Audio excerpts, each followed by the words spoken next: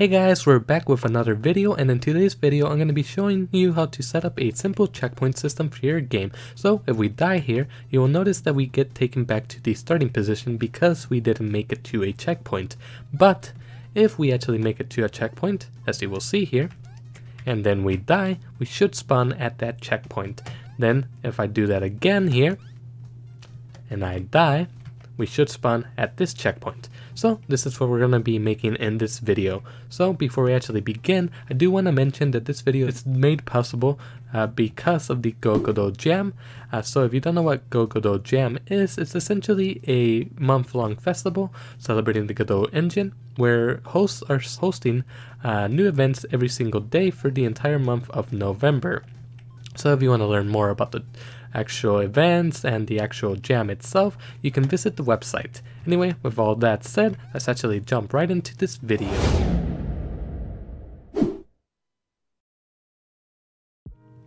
So as you can see here, I already have the checkpoints made in this game, but I am actually going to show you how to set it all up from the very beginning. So go ahead and create a new scene, and then add an area 2D, because our checkpoints are going to be area 2Ds. Then just rename this to checkpoint. In this case, I'm going to rename it to checkpoint 2. Since I already have a checkpoint for this game, then we want to go ahead and add a sprite, a collision layer, or a collision shape, I mean. And then in this case, I'm going to add an animation player, because I actually want my checkpoint to be animated. So with the sprite selected, go ahead and add your sprite in the texture field in the inspector. So in this case, I'm using a flag sprite sheet for the texture, as you can see here. Now since I want to animate this, I want to make sure that I go and click on the animation dropdown in the inspector and set the H frames. So in this case, I have 4 H frames, and then I have 2 V frames. So you want to set this up for your specific sprites. And then I know for a fact that this sprite is way too big for this game, so I'm actually going to go ahead and go into the transform dropdown and change the scale to 0.1, like so. And this should actually work way better in my case for my game. Now this is something that I need to do, but in your case you most likely don't. Anyway, with that done, we can actually set up our animation for our flag here. So let's actually go ahead and do that. But before we do that, let's actually make sure we set up the collision shape. So let's actually do that before we forget. So click on shape in the inspector, empty. And then in this case, I'm going to be using a new rectangle shape.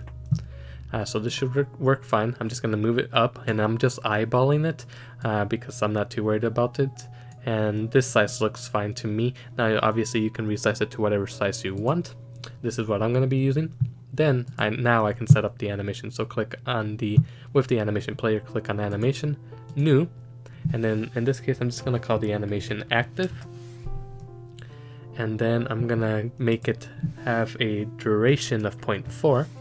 I'm going to zoom in a little bit. That looks fine. Then what I'm going to do is select the sprite and then animate and then keyframe the frame here. So in this case, for the active, I want it to be the green flag, so that should be frame 4 or 5. So let's change the frame to be 4, I think. Yep. So let's click on the little key icon here to keyframe that. And then in this case, I'm going to make sure that both of these options are selected and click create. Then I'm going to move it to 0.1 and then change the frame to 5. And now as you saw, it automatically changed the frame to the next frame here. So I can just keep on clicking the key icon here to set the animation. Now I do want this animation to actually loop, and it seems like the first frame wasn't actually properly set. So let's set that to frame 4 and keyframe it. So now it should be good. So make sure that this actually loops by clicking this button here. And now we test it out, it should be looping. So there we go. That's our active animation. So now, since we checked the reset animation when the menu popped up, we have this other animation here, which is going to be our default animation essentially. So in this case, I do want the red flag to be animating as well, so I'm going to give it a duration of 0.4. And then do the exact same thing, keyframe deframe here. So click on the little key icon here, and then just keep doing that for your animation. And now I have this default animation with the red flag. Now I do want to make sure that this auto plays by default, so I'm going to select this option here and then make sure that it loops. So that pretty much actually does it for our actual checkpoint. Now before we actually add a script to our checkpoint, we actually need a autoload or singleton to actually make the checkpoints work. So go ahead and go over to Script, File, New Script, and then you can call it whatever you want. I'm just going to call it Checkpoints, and then you can save it wherever you want. I'm just going to save it at the root folder. And then all we need here is a variable. In this case, I'm going to call it spawn, and then I'm going to set it equal to null by default. And that's all we need. So make sure that you also save your checkpoints scene, like so. So now with the script saved, we're going to go to Project Settings, Autoload, and then we want to add that script as an autoload here. So in this case, I call it checkpoints, and then click on Add to add it, and now it's a singleton, which gives us access to it from anywhere in our scripts. So now we can go ahead and add a script to our checkpoint. So add a script, name it whatever you want, save it wherever you want, create the script, and then pretty much all we want to do here is select the checkpoint, go over to Node, and in this case I'm going to be connecting a body entered signal. You could also use an area shape entered signal if you want to use an area 2D to detect the checkpoint with your player. Like I said, I'm going to be using in this tutorial a body entered signal though. So go ahead and connect it to our checkpoint script. And then before I actually start coding, I want to select the checkpoints, go over to the inspector, collision, and then I want to disable any of the layers here for the actual layers. So it's not going to be on any layers. And then for the mask, I want it to be detecting the player or checking the player layer. Now, if you don't know what those layers are, if you go to Project Settings, General, and you scroll down, you will see 2D Physics and 3D Physics. 2D Physics are those layers that I just showed you. So the player layer is the first layer, the layer 2 is the world, and then layer 3 is the collectibles. Now you would do the exact same thing for a 3D game as well. So layer 1, layer 2, layer 3, if you're making a 3D game. And then the checkpoint system would work the same way as in a 3D game. The only difference is you would be using a vector 3 instead, or a transform, instead of position, which I'm going to be using for 2D. Anyway, with that now done, we can actually add the code we need. So pretty much all we actually need is we want to access that singleton we set up earlier. So checkpoints. And we want to access that variable that we made, so spawn is equal to the global position of our checkpoint. And that's literally all you need. Now we actually want to set the player position to actually make it work. So go over to your world script, and we'll go over to your world and then add a script if your world doesn't have a script already. In this case, I already have a script for my world. And as you can see here, I already had some code to make it work with the previous checkpoints, but basically, let's make it work with this new checkpoint that I set up. So you want to just do an if statement. So if the checkpoints, which is the singleton we made, dot spawn.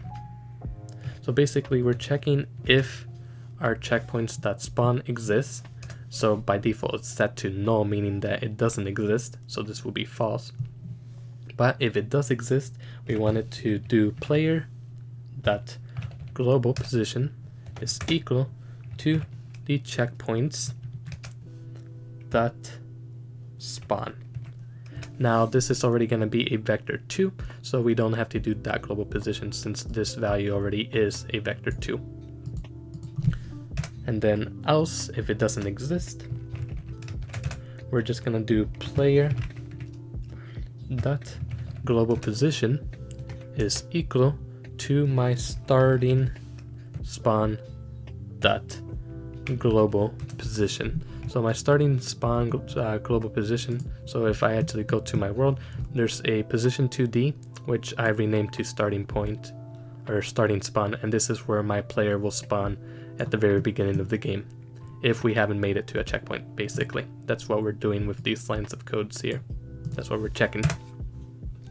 So we actually want to do this exact same thing also when we die. So go ahead and copy those lines of code, and then wherever your function is for your player dying, you want to add that code. So in this case, my player dies if my player position .y is greater than 300. That means our player died. So if that's the case, we are adding to our death count, and then if we made it to a checkpoint, then our player's position will be the position of that checkpoint. Otherwise, it's going to be the starting position if we didn't make it to any checkpoint. Now you could separate these lines of code into its own function and then just call that function, and so that you don't repeat the same lines of code, but I'm just going to keep it this way for simplicity's sake. And then I'm just doing this in the process function. You should probably just instead use a signal or something.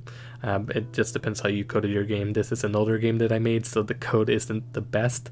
But we're just, for demonstration purposes, for spawn, checkpoints, it serves its purposes. Anyway, it should actually work already. So if I test this out, if I go ahead and die without making it to a checkpoint, I should be at the starting position. And then, if I make it to a checkpoint,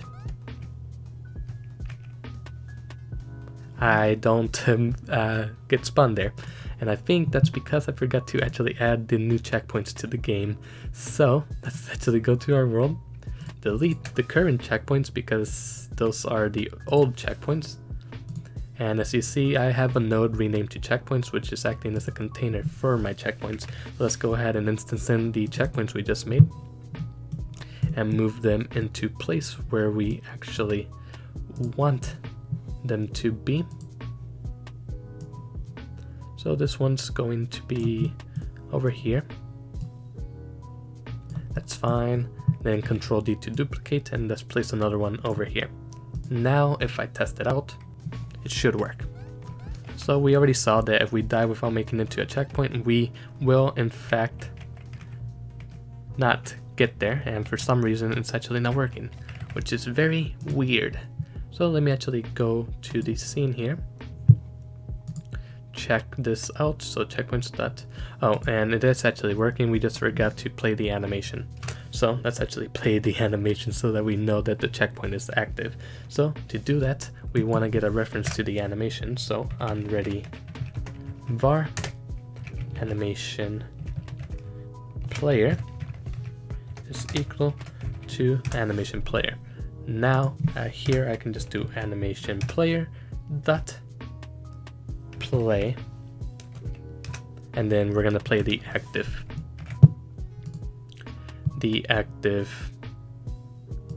animation and see if it is working. So there we go, it did activate, and now it's actually working. So there we go.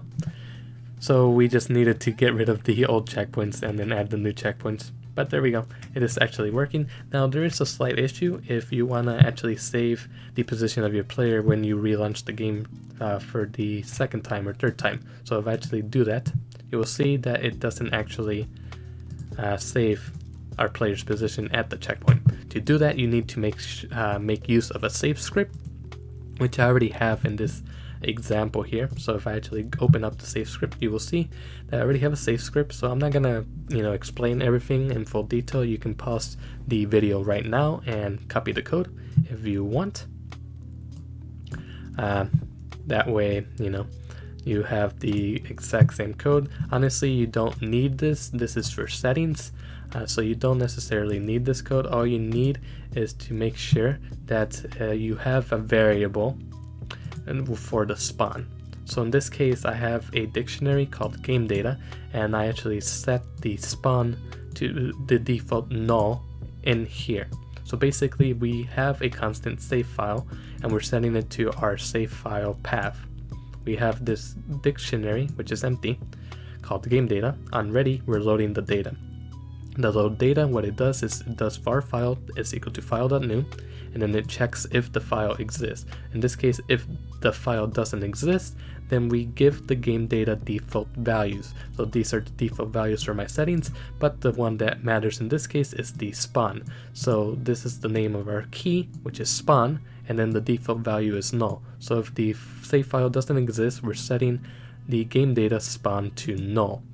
And then we're saving the data. The saving data, all it does is var file is equal to file.new. It opens our save file and writes to it, and then it stores the game data information to that save file and closes the file once it's done. Now, if the save file does exist, in this case in the load data, then it reads the save file, it gets the data from the save file and it assigns it to the game data, and then it closes the file. So that's essentially how it works. So basically you just need a variable for the spawn. In this case I'm using a dictionary, and it works the exact same way. So if we go ahead and actually go to the checkpoint, and then we go into the actual script of our checkpoint, instead of doing checkpoints.spawn from the autoload that we did, we will do save.gameData.spawn. So the reason we're doing that game data is to get the dictionary from our save script, and .spawn. So spawn is the name of the key from our dictionary for the value we want to access. So we want to access the value for spawn. Now you could also use square notation. So you can use this notation if you prefer. But I prefer just using the dot notation like that. So that's all you need to do. And save, like I didn't really mention it, but it's basically an autoload. It's a singleton also. So if I go to autoload, you will see that the save is in fact an autoload singleton. So you want to make sure that your save file is an autoload in order for it to work. And then in the game state, we just want to go ahead and change this here to the exact same thing. So save.gameData.spawn, and then same thing here, save.gameData.spawn. Now what I'm gonna do here is that right now, if I actually test it out, and let me actually change this so that it actually works, save.gameData.spawn. So it should work right now. Oh, and that's because here we forgot to change it to save.gameData.spawn. Now it should work. So let's test this out again. So if we make it to the checkpoint, okay, so it's active. So now if I close the game and relaunch the game, it didn't actually save, which is very interesting. So let me see what the issue is. So the issue here is we want to do save.saveData there. Now if we actually test this out, it should actually work now. So if I make it to the checkpoint, alright, now if I close that and then relaunch, there we go. So I made it to that checkpoint. Now let's test it out with this one. And then if I fall down, I respawn there, close the game, relaunch, we're back at the checkpoint, which is good. Now, as you can see, every time I die, I just set the player's position to the spawn point or the checkpoint position. Now, let's say we want to reload the actual scene. To do that, basically all you want to do is when we die, the logic behind what happens when we die, we just want to do git tree dot reload current scene. And this will actually already work. Now, another thing that's an issue right now is if you actually change the scene, your player will actually be spawned at the location of the previous checkpoint that you made it to. So basically your player will be in the middle of the next level. So in order to fix that, you want to actually reset the spawn position to null. So to do that, wherever you're actually changing your scene to the next level, in this case it's this function here. So I have an exit and it has a area entered signal. In this case the area entered is called hurtbox, but basically this is where I'm changing my scene. So basically what I want to go ahead and do here, since I don't actually have another scene for this example, I'm just going to do git tree dot reload scene to reload the current scene. So this is to simulate, changing the scene to another level. And then before that, we just want to do save data, not save data, game data dot spawn is equal to null. And then we just want to make sure that we actually save that. So save data. Now if we actually test it out, and before I do that, let's actually add more checkpoints because I actually have to make it to the end of the level to be able to test it out. So let's go ahead and do that. Let's add a checkpoint there. Let's add another one here. I'm not too worried if it's actually on the ground because this is for demonstration purposes. So this is all good. Actually, we don't need another one. That should be fine. So if we test this all out, do new game. I started at my checkpoint since, that's where it was saved previously. So let's go ahead and try and make it to the end of our level here. And I'm pretty sure we died, but we should make it to the checkpoint, and it did. So that is actually working, which is good. So let's see if we can make it to the end here. I made this game a while ago, so I'm out of practice. And we should be good. As you saw there, if the level actually changed, we actually start at the starting position. So look at that. Everything is in fact working. So congratulations, you actually have a checkpoint system for your game. So with that said, hopefully you found the video helpful. And like always, if you liked the video, make sure you leave a like and consider subscribing, and I'll see you guys in the next one.